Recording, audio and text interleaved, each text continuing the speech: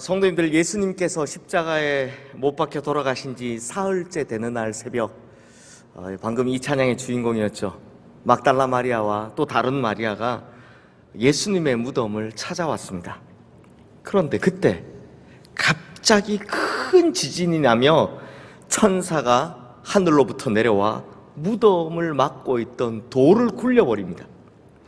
그리고는 천사가 이 여인들에게 이렇게 이야기를 해줍니다. 오늘 첫 번째 본문인 마태복음 28장 6절 7절 말씀, 우리 다시 한번 한 목소리로 읽겠습니다. 그가 여기 계시지 않고 그가 말씀하시던 대로 살아나셨느니라. 와서 그가 누우셨던 곳을 보라. 또 빨리 가서 그의 제자들에게 이르되 그가 죽은 자 가운데서 살아나셨고 너희보다 먼저 갈릴리로 가시나니 거기서 너희가 배우리라 하라. 보라, 내가 너희에게 일렀느니라 하거늘. 자, 이 구절을 보면 천사가 무덤을 찾아온 이 여인들에게 두 번씩이나 되풀이하며 예수님께서 살아나셨다라는 말을 하고 있는 걸 볼 수 있습니다. 그리고 오늘 두 번째 본문인 이 사도행전 3장에 보면 날 때부터 안진뱅이가 된 거린이 나오죠. 이 사람은 뒤에 보면 나오지만 한 40여 세 되었다고 합니다. 날 때부터 안진뱅이로 태어나서 거린으로서 한 40년 동안 성전 미문이라는 곳에 앉아 구걸하고 있었던 이 사람이 등장합니다. 그런데 마침 기도하러 성전에 올라가던 베드로와 요한이 이 안진뱅이 거린과 눈을 마주치게 됩니다. 나중에 기회가 되시면 성경 원어로 보시면요, 여기에 나오는 보다가 점점점 변해갑니다. 처음엔 그냥 흐리멍텅하게 보다가 점점 주목해 가기 시작합니다. 그리고 드디어 집중하게 되었을 때 베드로가 이 안진뱅이 거린에게 이렇게 선포합니다. 6절 말씀 우리 함께 읽겠습니다. 베드로가 이르되 은과 금은 내게 없거니와 내게 있는 이것을 내게 주노니 나사렛 예수 그리스도의 이름으로 일어나 걸으라 하고, 그리고 그의 오른손을 잡고 일으키니 그가 걷게 되는 놀라운 기적이 일어나게 됐다라고 합니다. 그런데 성도님들, 아니 저 목사가 부활절날 예수 부활 이야기 잘하다가 왜 갑자기 뜬금없이 사도행전 3장의 거린 이야기를 하느냐 하는 생각이 드시죠? 그런데요, 이 이야기를 꺼낸 것엔 그만한 이유가 있습니다. 자, 성도님들, 예수님께서 살아나셨다 라고 천사가 이야기했죠. 이때 천사가 이야기한 살아나셨다를 성경에 쓰여 있는 헬라어 그대로 보면 에게이로라는 단어로 쓰여 있습니다. 그런데요, 이 에게이로라는 단어의 원래 뜻이 뭐냐? 잠들었다 일어나다, 혹은 앉았다 일어나다입니다. 그래서 성경의 초창기를 보시면 우리 부활이라는 말을 잘 안 씁니다. 왜냐하면 그때 당시에 부활이라는 말은 약간 이교도들이 쓰던 말이었기 때문입니다. 그래서 일어나셨다라는 표현을 많이 쓰고 있습니다. 혹은 살아나셨다라는 표현을 쓰고 있습니다. 근데 참 재밌는 것은 예수님께서 살아나셨다 할 때 사용했던 단어, 바로 이 에게이로라는 단어가, 그러니까 본래 뜻이 일어나다라는 이 단어가 베드로가 성전 미문 앞에 있던 안진뱅이 거린에게 나사렛 예수 그리스도의 이름으로 일어나 걸어라 라고 명령하며 그의 오른손을 잡아 일으키니 라고 할 때 똑같이 사용되었다는 겁니다. 그러니까 이게 무슨 말입니까?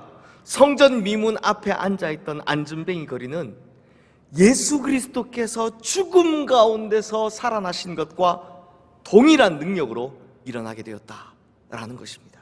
즉 40여 년 동안 정말 안진뱅이 거린으로 살아가던 이 사람을 일으켜 세운 능력은 바로 예수 부활의 능력이었다라는 겁니다. 그런데 생각해보면 당연하지 않습니까?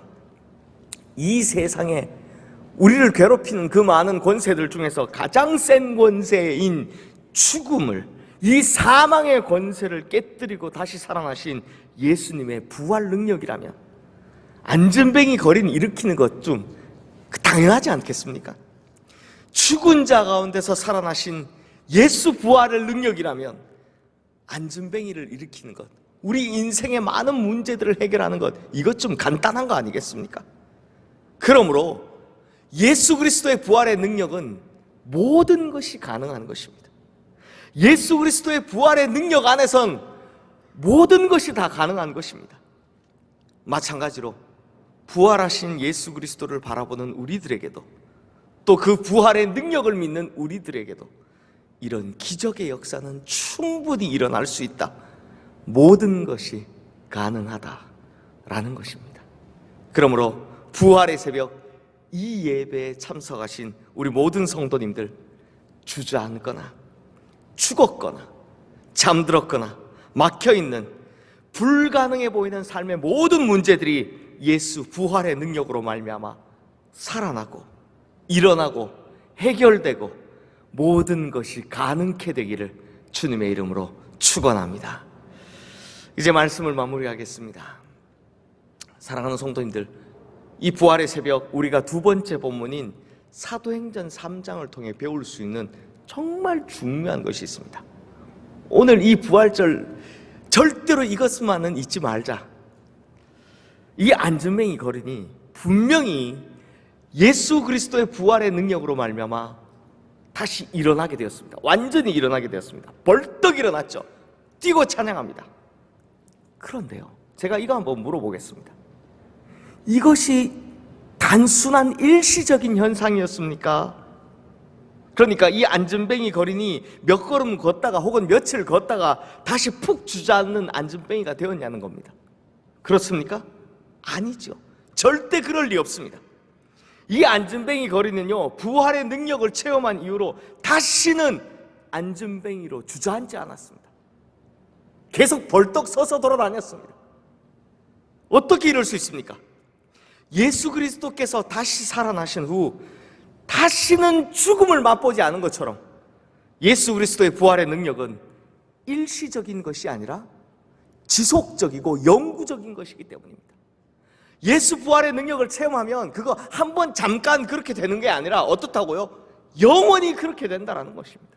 그러므로 성도님들, 이 메시지가 정말 중요한 것은 예수 그리스도의 부활의 능력을 제대로 체험한 성도, 예수 그리스도의 부활의 능력으로 진짜 새 생명을 얻은 성도는 누구라도 다시는 예전으로, 옛삶으로 돌아가지 않는다라는 걸 이 사도행전 3장의 이야기가 확실하게 보여주고 있기 때문입니다. 그러므로 예수 그리스도의 부활의 능력으로 말미암아 새롭게 일어난 성도는 다시는 주저앉지 않는 법입니다. 다시는 옛삶으로 돌아가지 않는 법입니다. 다시는 세상 권세에 굴복하지 않는 법입니다. 다시는 절망과 사망에 빠지지 않는 법입니다. 그러므로 우리 시흥의 모든 성도님들, 또한 예수 그리스도의 부활의 능력으로 새 삶을 얻은 우리 성도님들, 돌이킬 수 없는 부활의 능력을 체험하며 산 성도답게 이제 뒤로 물러나 멸망의 길로 다시 돌아가는 것이 아니라, 옛삶으로 다시 돌아가는 것이 아니라 날마다 기적의 인생, 부활의 인생 경험하며 살아가시는, 그래서 뒤로 물러나는 것이 아니라 앞으로 천성을 향해 한 걸음씩 걸어 나가시는 우리 모든 성도님들 되시기를 주님의 이름으로 축원합니다.